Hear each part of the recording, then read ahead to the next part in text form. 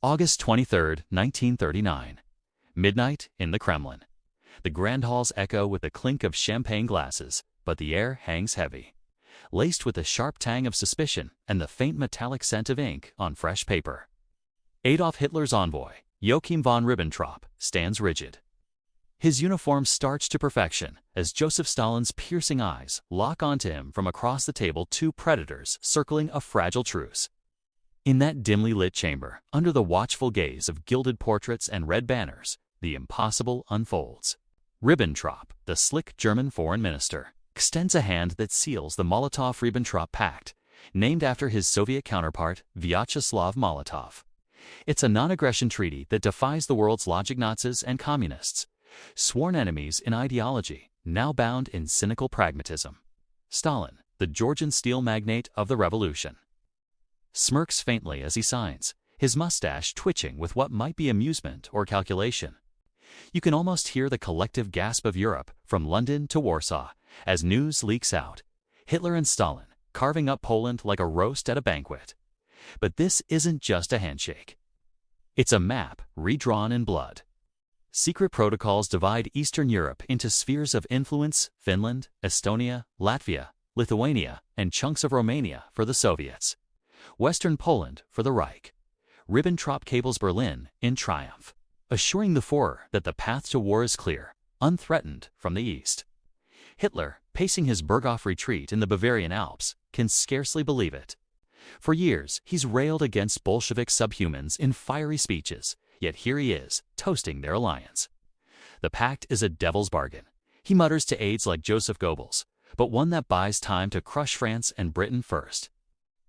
Stalin, ever the paranoid survivor of purges, sees it differently. In his fortified dacha outside Moscow, he pores over intelligence reports with Lavrentiy Beria, his secret police chief. The West's appeasement at Munich in 1938 left him isolated. Now, this deal shields his flanks while he rebuilds the Red Army. Decimated by his own executions of top generals like Mikhail Tukhachevsky. Let them fight among themselves, Stalin growls, clinking glasses with Molotov. The world watches in stunned disbelief. Newspapers scream headlines of the Red Swastika Alliance.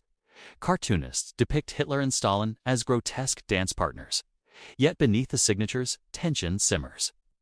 German diplomats whisper of Hitler's ultimate dream, Lebensraum, living space in the vast Soviet steppes. Stalin, no fool, accelerates border fortifications and spies on Berlin through agents like Richard Sorge in Tokyo. As German troops mass on Poland's border, the Pact's ink barely dry. The first cracks appear.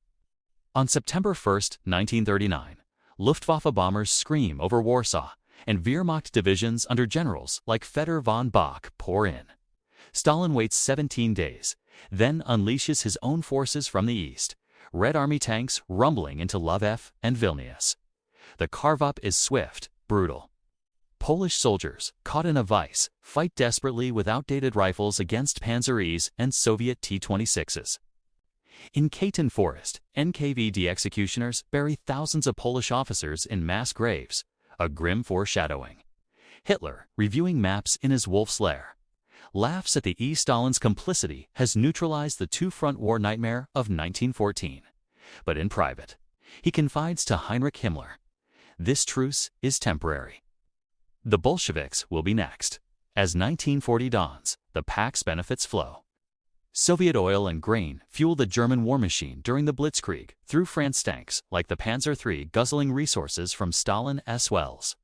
In return, German machinery bolsters Soviet factories, yet distrust festers.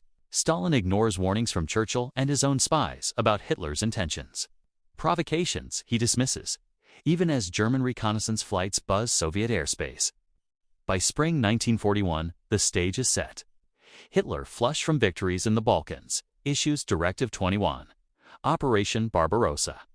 In Berlin's chancellery, he gathers his high command field marshals Wilhelm Keitel and Alfred Jodl, nodding as he declares, "We have only to kick in the door, and the whole rotten structure will come crashing down."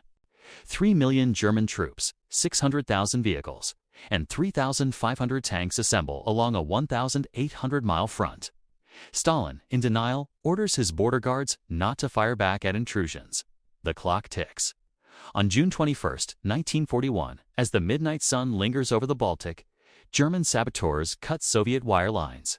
Hitler, unable to sleep, stares at maps. His pact now a noose, he's about to slip. What madness will dawn bring?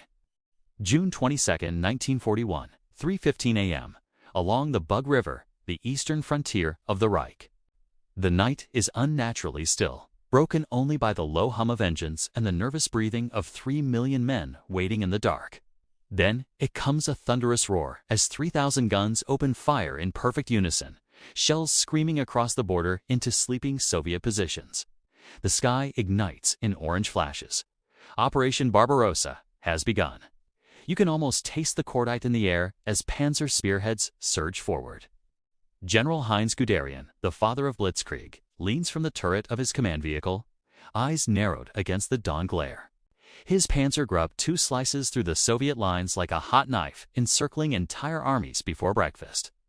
By noon, Luftwaffe Stukas have already flown hundreds of sorties, diving with their Banshee sirens onto Red Air Force bases, catching rows of I-16 fighters still on the ground. In a single day, over 1,200 Soviet aircraft are destroyed, many without ever leaving their runways. Further north, Field Marshal Wilhelm von Lieb's army group north storms toward Leningrad. In the center, Field Marshal Fedor von Bock's army group center drives a dagger straight for Moscow, its flanks guarded by Guderian's and Hermann Hoth's panzer groups. The speed is intoxicating. Villages burn.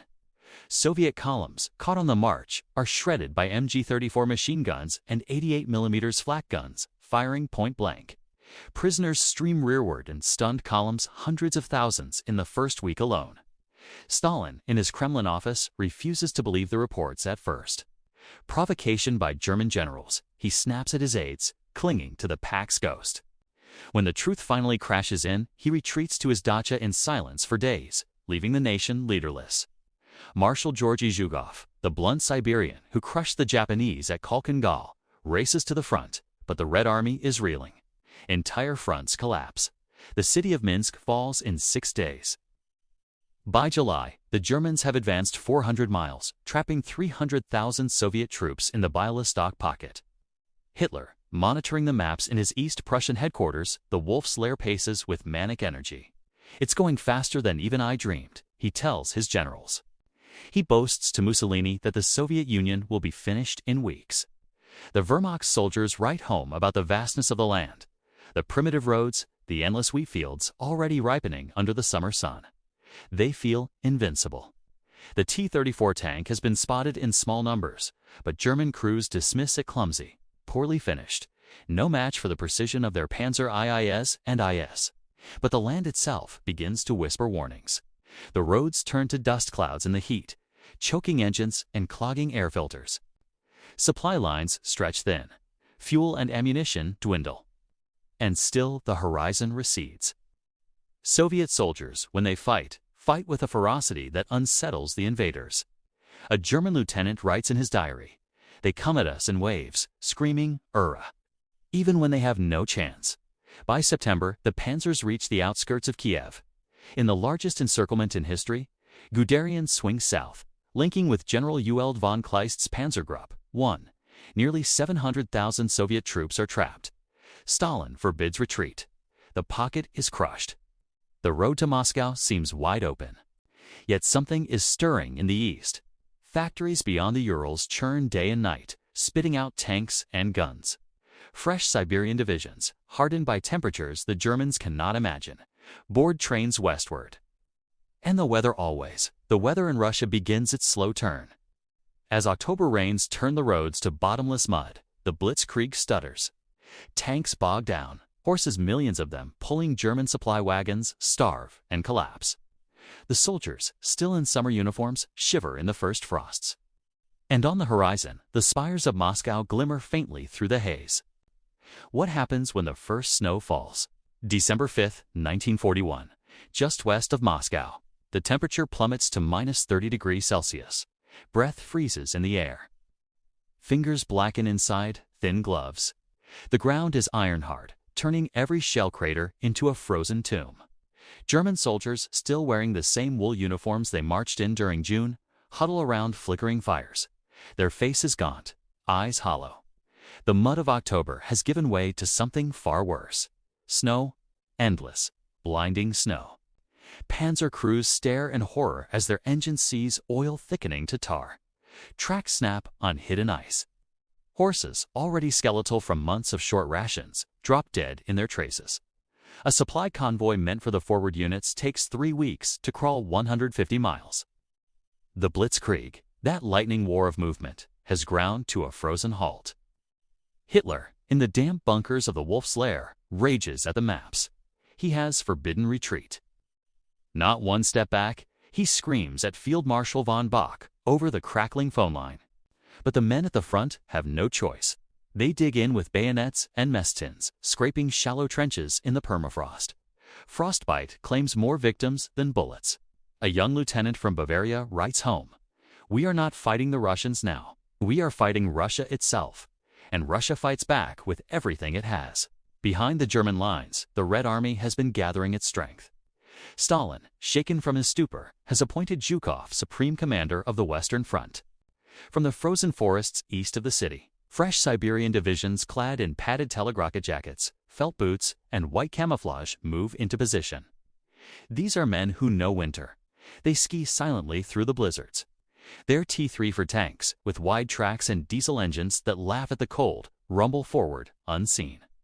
On the morning of December 5th, the sky is leaden gray. German sentries peer through frost-rimmed binoculars, expecting another quiet day. Then the world explodes. Katyusha rockets Stalin's organs howl overhead in terrifying salvos, blanketing entire sectors in fire and steel. Soviet infantry rise from the snow like ghosts, submachine guns chattering. T-34s burst from concealed positions, their sloped armor shrugging off desperate 37mm anti-tank shots. The counteroffensive has begun. Army Group Center reels. At first, the attacks are local probing, biting. Then they widen. Zhukov throws division after division into the assault. The Germans fall back in confusion, abandoning tanks that cannot move, burning supply dumps to deny them to the enemy. In the northern sector, General Ivan Konev's Kalinin front threatens to encircle the entire army group. In the south, Siberian ski troops cut roads and rail lines. Hitler fires von Bock. He sacks Guderian for daring to suggest a tactical withdrawal. He promotes himself to commander-in-chief of the army, issuing frantic stand-or-die orders from hundreds of miles away. But the front is cracking. You can almost feel the freezing wind whipping across the steppe as the Wehrmacht soldiers stumble rearward, leaving trails of frozen bodies and shattered equipment. The myth of invincibility is dying in the snow. For the first time since 1939, German troops are in full retreat. And in the distance, the church domes of Moscow still stand untouched. But the winter is far from over. What price will the Red Army pay to drive the invader back? January 1942. The snow keeps falling. It buries the dead where they fall, turning battlefields into smooth white expanses broken only by the blackened skeletons of burned-out tanks. Both sides pay a price in blood and flesh that no one back home can truly comprehend. The Red Army presses its advantage with relentless fury. Zhukov knows the window is narrow spring Rasputitsa. The season of mud will soon bog down everything again. So he throws men forward in human waves, supported by every T-34 and KV-1 the factories can spare. Soviet infantry charge across open ground under the cover of blizzards. Their white camouflage making them nearly invisible until they are close enough to hurl grenades into German bunkers. The fighting is primal bayonets, shovels, fists. A German sergeant recalls, "They came out of the snow like wolves. You fired until your barrel glowed, and still they came." The cost is staggering. In the first month of the counteroffensive, the Red Army suffers over 700,000 casualties killed, wounded, frozen.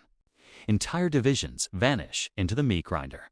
Penal battalions, men convicted of real or imagined crimes, are sent forward first to clear minefields with their bodies. Stalin's Order No. 227, not one step back, is read to every unit.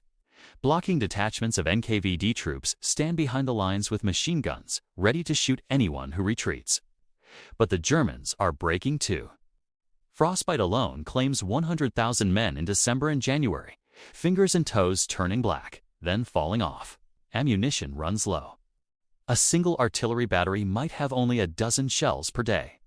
Soldiers strip boots and coats from frozen Soviet corpses, wrapping themselves in whatever they can find.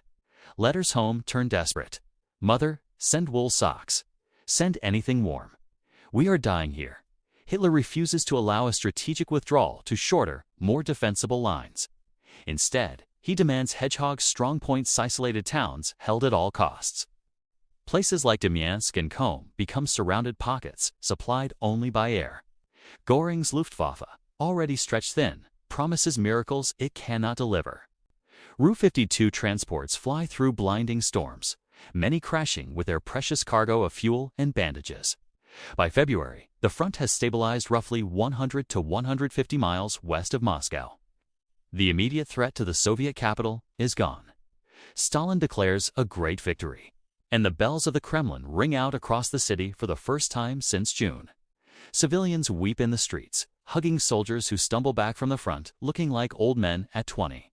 Yet no one believes the war is over. The Wehrmacht, though battered, is far from destroyed. 2 million German soldiers still occupy Soviet soil.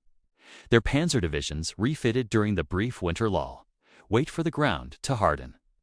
In the wolf's lair, Hitler stares at the maps with bloodshot eyes. The easy knockout blow he promised has failed. The pact he signed with Stalin in 1939 now feels like a distant, mocking memory. He speaks less and less of quick victory, more of fanatical resistance and final victory through willpower. Far to the east, in factories beyond the Urals, women and children work 16-hour shifts, turning out tanks at a rate the Germans cannot match. The Soviet Union has survived the unthinkable.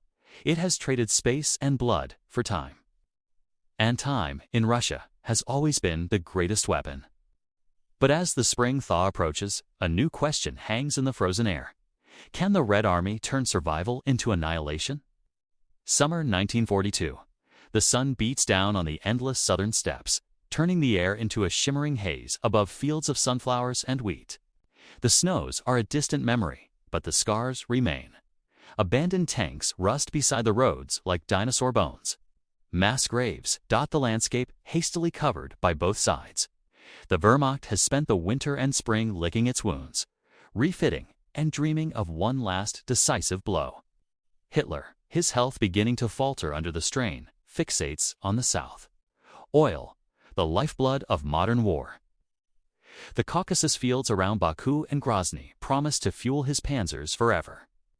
Stalingrad, that sprawling industrial city on the Volga, becomes the gateway. He renames the offensive fall blockade. Bluand pours his best remaining forces into it.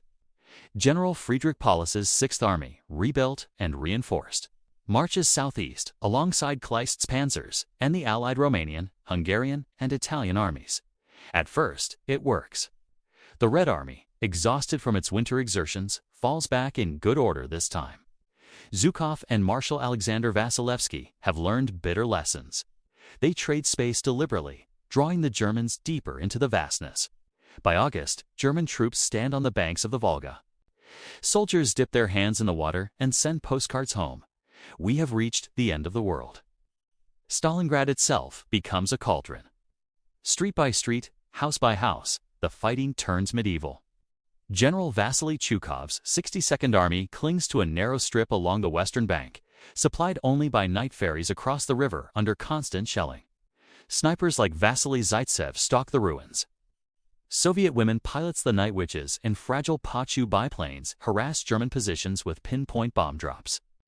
The city is reduced to rubble, but Chukov vows, "We will hold Stalingrad or die here." Hitler, obsessed, pours reinforcements into the meat grinder. He dismisses warnings from his generals that the flanks held by weaker Allied armies are vulnerable.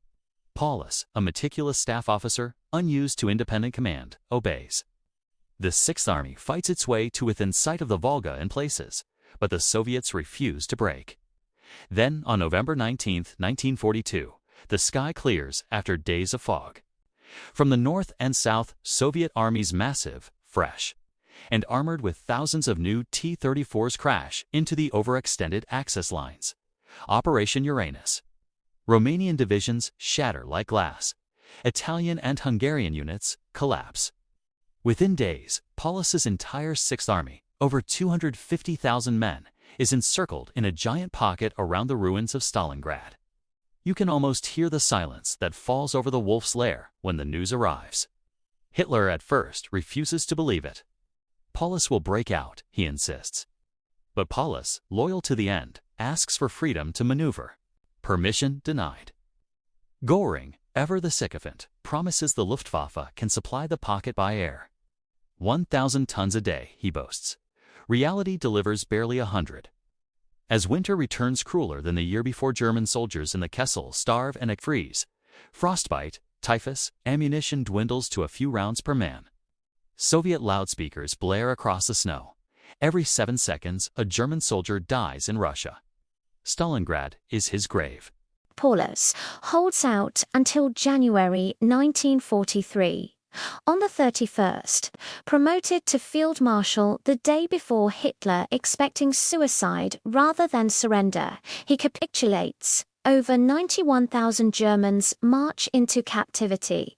Fewer than 6,000 will ever see home again. In Berlin, the propaganda ministry announces 3 days of national mourning. For the first time, the German public hears the truth in the tone. This is not victory. Hitler stares at the maps in silence. The pact he signed with such confidence in 1939 now lies in ashes. The door he kicked in has slammed shut behind him. The Blitzkrieg is dead. Ahead lies only the long, bloody road to Berlin. The myth of quick triumph has shattered forever.